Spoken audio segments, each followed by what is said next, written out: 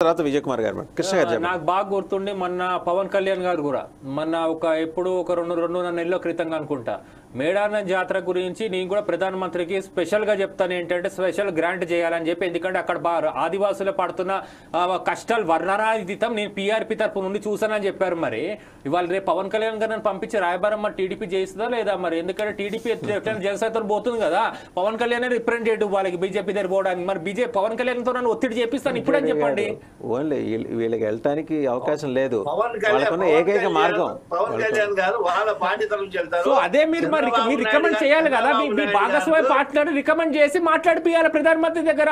నేను ఇక్కడ ఎవరిని పొలిటికల్ సైడ్ ట్రాక్ చేయడం లేదు, మెయిన్ ట్రాక్ చేస్తున్నాను విత్ డ్యూ రెస్పెక్ట్. మీలాంటి పెద్దలు ఉండడం నేను స్వాగతిస్తున్నామండి. ఏఎస్ రావు లాంటి గారు పెద్దలు ఇనిషియేటివ్ తీసుకోవాలా, వ్యవస్థ ఏర్పాటు చేయాలా. కాసాని గారేశ్వర్ టీడీపీని ముంచాడు, మీలాంటి వారు నిలబెట్టాలా. కమాన్ పవన్ కళ్యాణ్ మోటివేట్ చేయండి. ప్రధానమంత్రి చెప్తే ఇంటాడు, పవన్ కళ్యాణ్ చెప్తే ఇంటాడు ప్రధానమంత్రి. కమాన్ ఏఎస్ రావు గారు, ఆదివాసీలు మొత్తం మీకు జై కొడతారు. ఏఎస్ రావు గారు నిజంగా పవన్ కళ్యాణ్ గారితో చెప్పించారని. కమాన్ మీ చేతిలో పవర్ ఉంది. విజయ్ కుమార్ మీరేమంటారు? మీరు చెప్పినట్టు ఆ కాసాని జ్ఞానేశ్వరిని బయటికి తరిమేసింది నేనే. ఇంకోటి ఏంటంటే ఇప్పుడు పవన్ కళ్యాణ్ గారి ద్వారా నేను మా తెలుగుదేశం పార్టీ కేంద్ర ప్రభుత్వం చెప్పేంత అవసరం మాకు లేదు. మేము డైరెక్ట్లీ అప్రోచ్, అంత పెద్ద ప్రాబ్లం ఏం లేదు. వేరే అపోహ సృష్టించకండి జనాల లోపల. లేదు, తెలుగుదేశం పార్టీ మీద ఎవరికి అపోహలు ఉండవండి, నమ్మకాలే ఉంటాయి. విజయ్ కుమార్ గారు మీరు మాట్లాడండి. అదేనండి, రాజకీయ పార్టీలు ఇట్లా కొట్టుకొని రాజకీయ లబ్ధి కోసమే ప్రయత్నాలు చేస్తున్నాయి తప్ప అసలు సంగతి మర్చిపోయారు. ఇప్పుడు దేశంలో కాంగ్రెస్ పార్టీ 2004 నుంచి 2014 వరకు రాష్ట్రంలో, కేంద్రంలో, పక్క రాష్ట్రాలలో కూడా వాళ్ళే అధికారంలో ఉన్నారు. అప్పుడు మేడారం జాతర జాతీయ హోదా ప్రకటించే అవకాశం ఉంది. రాష్ట్ర పండుగ కూడా తెలంగాణ వచ్చిన తర్వాతనే రాష్ట్ర పండుగగా చేస్తున్నటువంటి పరిస్థితి చూస్తున్నాం. అంటే రాజకీయ పార్టీలు వాళ్ళ అవసరాలు, ఇప్పుడు ప్రధానంగా బీజేపీ మీద ఏంది, ఇప్పుడు కేంద్రంలో ఉంది.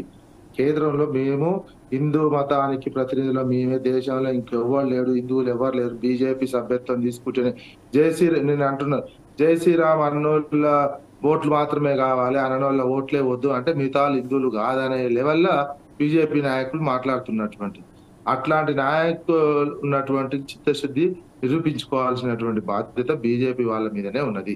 ఇప్పుడు ఆ బీజేపీతో సంబంధించినటువంటిది తెలుగుదేశం పార్టీ కావచ్చు, కాంగ్రెస్ పార్టీ కావచ్చు, బీఆర్ఎస్ కావచ్చు, ఇంకెవరైనా కావచ్చు, తెలంగాణ వచ్చిన తర్వాతనే ఇట్లాంటి పండుగలకైతే గుర్తింపు వచ్చింది. అంతకుముందు అయితే పెద్దగా గుర్తింపు లేదు.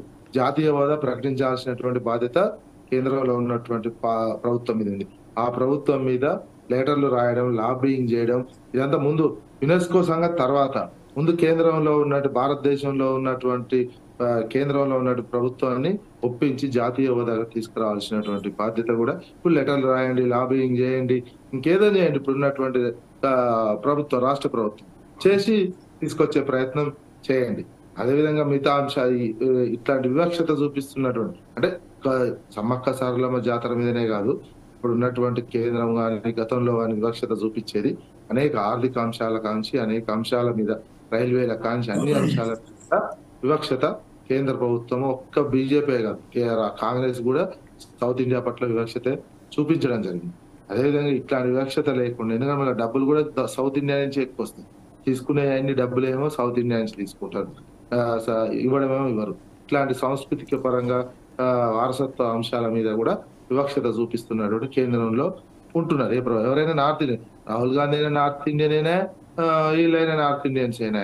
అందుకని ఇక్కడ ఉన్నటువంటి కాంగ్రెస్ ప్రభుత్వం కావచ్చు, మిగతా వాళ్ళు కావచ్చు, ఎవరైనా కేంద్రం మీద ఒప్పించి తీసుకురావాల్సినటువంటి బాధ్యత ఉన్నది. లేదా ఇక్కడ రాష్ట్ర ప్రభుత్వం అప్పటిలోపు ఏర్పాట్లు చాలా నీళ్లు తక్కువ ఉన్నాయి అంటారు, ఏర్పాట్లు ఫుల్ చేయాలి. ఇప్పుడు 110 కోట్లే కదా కేటాయించి, ఇంకెక్కువ డబ్బులు కేటాయించాల్సి ఉండే రాష్ట్ర ప్రభుత్వం, గతం కంటే ఇంకెక్కువ కేటాయించి పనులన్నీ చేయాల్సినటువంటి అవసరం ఉండేది. వాటర్ ప్రాబ్లం రాకుండా, ఇతర ప్రాబ్లమ్స్ రాకుండా అవి ఇంకెక్కువ చేయాల్సినటువంటి అవసరం ఉండే. ఆ రకంగా భవిష్యత్తులో అయిన చర్యలు తీసుకోవాల్సినటువంటి బాధ్యత రాష్ట్ర ప్రభుత్వాల మీద, కేంద్ర ప్రభుత్వం మీద జాతీయ హోదా ప్రకటించి 1000 కోట్ల, అదొక పెద్ద ఆసియాలోనే పెద్ద పండుగ కాబట్టి మనం ఎంత పెద్దగా చేసుకునే, ప్లస్ హిందూ కల్చర్, హిందూ సంప్రదాయం, గిరిజన సంప్రదాయం అయినప్పటికీ పార్ట్ ఆఫ్ ది హిందూ సంప్రదాయంలో ఉంటున్నటువంటిది. గొప్ప చెప్పుకోవటమే మతానికి మా పార్టీ ఇది అని చెప్పుకుంటున్నటువంటి బీజేపీ వాళ్ళు కనువిప్పు కలగాలి బీజేపీ వాళ్ళకి. Right, thank you. చెప్పండి. చెప్పండి. ఇప్పుడు ఈ యొక్క ఇన్ఈక్వాలిటీ అనేది చట్టసభలలో ఒక కులాల వారీగా జనాభా ప్రాతిపాదికన చట్టసభలలో ప్రాధాన్యత ఉన్నప్పుడైతే ఇలాంటి ఒక ఇన్ఈక్వాలిటీస్ దూరం చేసే అవకాశం ఉంటుంది. ఎందుకంటే ఈ రోజు చూడండి, తెలంగాణలో ప్రతిపక్షంలో కూడా మేజర్ పార్టీ రెడ్డిసే, ఈ రోజు అధికార పక్షంలో కూడా మేజర్ పార్టీ రెడ్డిసే. ఈ జనాభా ప్రాతిపదికన ఒక చట్టం అనేది చట్ట సవరణ కావాల్సిన అవసరం ఉంది. ఒక పార్లమెంట్ అమెండ్మెంట్ రైట్, తప్పనిసరిగా దట్ ఈస్ డిబేటబుల్ అండి. ఇంకోసారి మాట్లాడదాం డాక్టర్ రావు గారు. Certainly that is debatable, certainly that is debatable. ఇంకోసారి మాట్లాడదాం, తప్పనిసరిగా ఇంకోసారి మాట్లాడదాం. ప్రస్తుతం thank you very much doctor Rao గారు, విజయ్ కుమార్ గారు, కృష్ణ గారు. అలాగే ప్రస్తుతం ఇక మేడారం జాతర మొత్తం లైవ్లో ప్రత్యక్షంగా చూద్దాం. Thank you very much for watching political thought.